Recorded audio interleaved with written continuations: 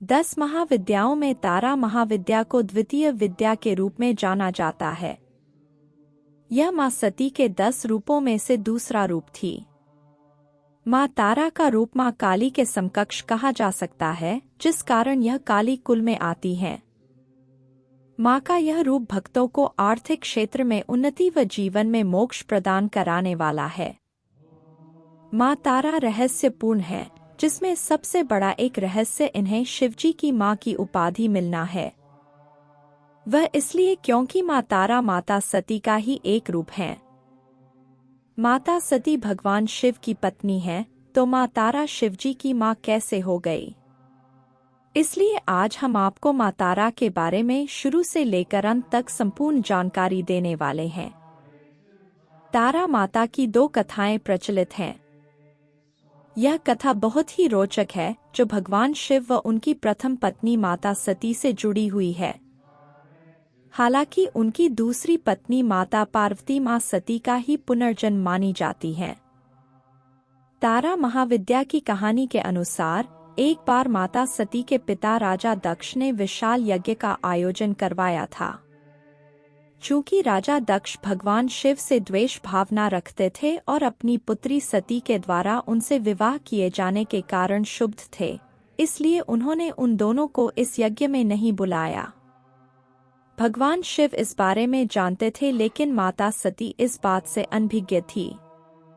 यज्ञ से पहले जब माता सती ने आकाश मार्ग से सभी देवी देवताओं व ऋषिमुनियों को उस ओर जाते देखा तो अपने पति से इसका कारण पूछा।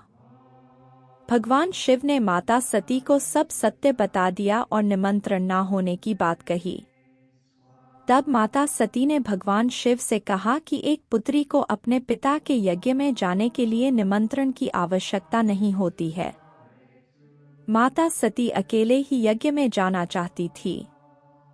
इसके लिए उन्होंने अपने पति शिव से अनुमति मांगी, किंतु उन्होंने मना कर दिया।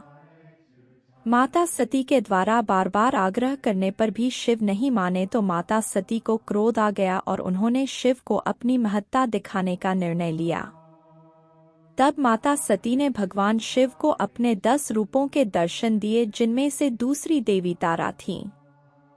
माता रानी के यही 10 रूप 10 महाविद्या कहलाए, जिसमें से एक माँ तारा भी है। अन्य 9 रूपों में क्रमशः काली, षोडशी, भुवनेश्वरी, भैरवी, छिन्नमस्ता, धूमावती, बगलामुखी, मातंगी व कमला आती हैं। माँ तारा से एक मार्मिक कथा जुड़ी हुई है, जो उनके मातृत्व भाव को दर्शाती है।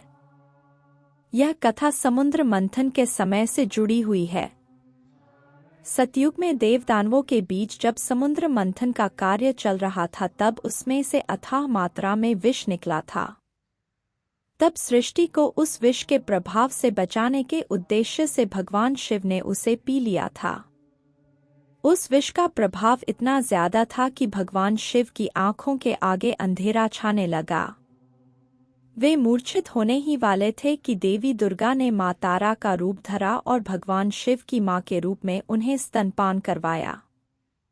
माँ तारा के द्वारा स्तनपान कराए जाने के कारण भगवान शिव के ऊपर विष का प्रभाव कम हुआ और वे पुनः चेतना अवस्था में आ गए।